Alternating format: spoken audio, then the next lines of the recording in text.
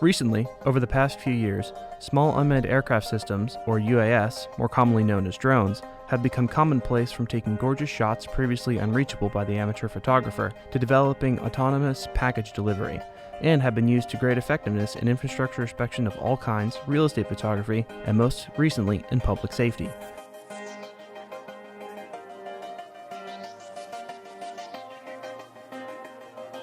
Several police departments have adapted some unmanned aircraft into their aviation divisions to assist officers during all facets of the department's responsibilities.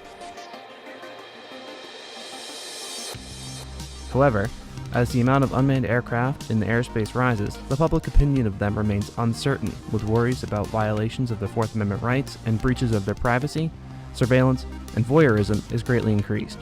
For this reason, transparency with you, the public, is extremely important to us.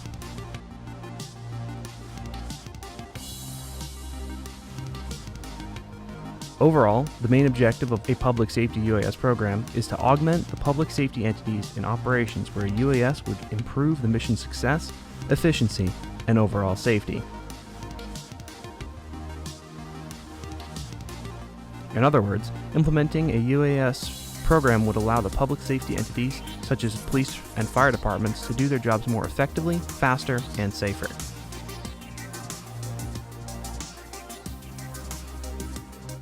The entire time that drone was watching what he was doing. That's how they knew where to go. The man behind the sticks, Barry Moore. Before the drone goes through those doors, what's going through your mind? Keep the officers that are coming in safe. Make sure that I can get eyes on the bad guy, the suspect, and make sure that they're not walking into something that's going to get them killed.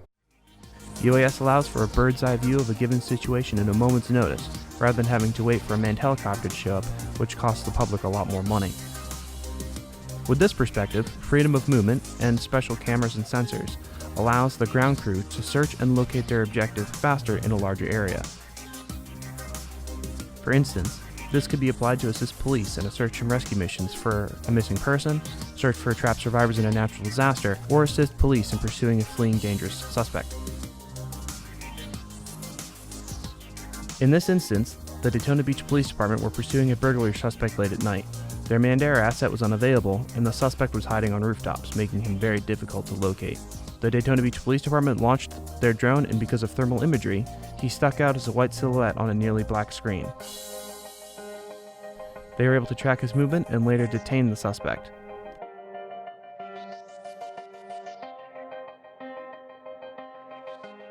Implementing a UAS would assist the fire department in fighting fires using IR camera technology to locate and fight the most critical points of the fire.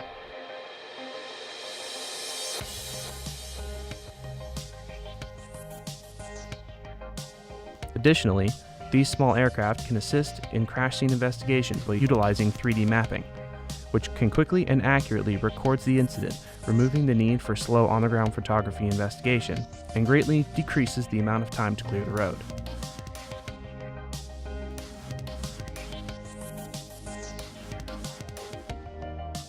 These are just a few of the real-life examples that already have been achieved by other departments around the country, most notably the Daytona Beach Police Department.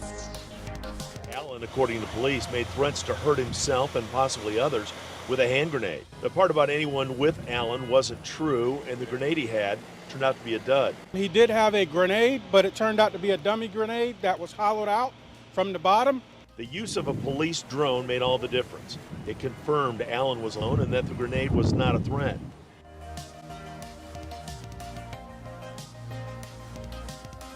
Safety is always a main priority when implementing a UAS program.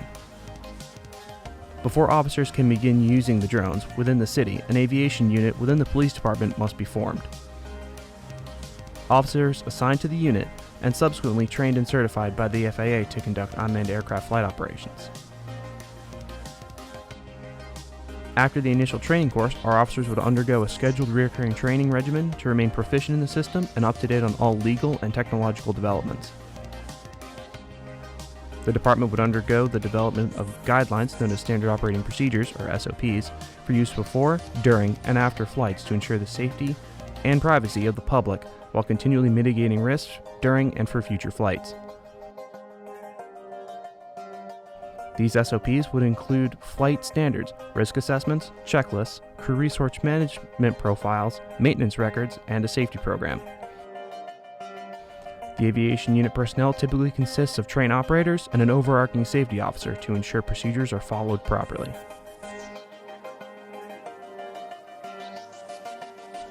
As mentioned previously, it is understandable that privacy is a huge concern of the public when involving drones. To ease these concerns, transparency is key to gaining public support and trust. Community outreach events would be scheduled, such as small town meetings for questions and answers, and department demonstrations that are open to the public. Embry-Riddle professors who already teach drone technology will train police, school them on Department of Justice policy and procedure for drones, and they say community transparency is crucial to gain trust. We want you to know everything that we know, and we want you to know how we're going to operate this, when we're going to operate this. Drones could be used in crime fighting, like potentially dangerous standoffs. They won't, says the chief, be used to spy. It's not to surveil people. It's not to catch people doing illegal stuff in their backyard or anything like that. It's to save lives. These aircraft would also be involved in several community outreach programs and are available to assist fire and EMTs in their efforts when required. Another major concern is that police will abuse the capabilities of UAS by spying on the public. The drone is an extension of the officer, which means that he'll have to follow all state and federal laws pertaining to unmanned aircraft. Florida State Statute 330.41 designated UAS as an aircraft in accordance with 14 CFR Part 107, as mandated by the FAA, allowing UAS to have the same privileges as aircraft. A Supreme Court case, Kylo v. United States, proved that surveillance was constituted as a search and in violation of one's Fourth Amendment rights without previously obtaining a warrant. You want to raid his home. Well, do you have a warrant? I could, but I don't. It's okay. I'll get probable cause now. Florida State Statute 934.50 builds upon that premise to protect the public safety from unwarranted surveillance as the Freedom from Unwarranted Surveillance Act, which states that the law enforcement and civilians cannot conduct surveillance from an unmanned aircraft or drone. Do you have any idea how much fun we could have with this thing? We can spy on everyone! My dad said it's not for spying on people. Butters, that's all drones are for. There are a few exceptions, including the defense against terror, obtaining a warrant, and for emergency scenarios. Some may be concerned about the weaponizing of a UAS, but we want to assure you it is illegal, both by 14 CFR Part 107 and Florida State Statute 330.411. As stated, these UAS are not for surveillance, and the camera, or cameras, will not be recording during the flights, only live streamed to either the controller or to other units. If evidence is gathered using a UAS, either with recording a video, audio, or just in-flight data, it is to be used within the case and will be made available to the public after that case is concluded. But in order to gain that evidence, the police will require a warrant or be responding to an emergency where it is deemed necessary. In conclusion, equipping the public safety entities with an unmanned aircraft system allows them to be more efficient and more effective for a wide variety of situations, while reducing the cost when compared to a manned aircraft. Utilizing comprehensive training, immersive SOPs, and safety management systems, first responders will be better equipped to respond to emergencies and assist the community.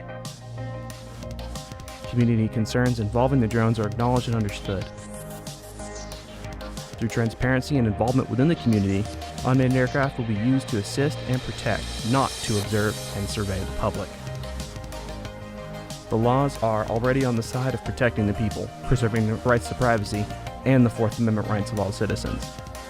UAS have proven their effectiveness within the public safety around the United States and using them to greatly enhance the ability to serve and protect the public.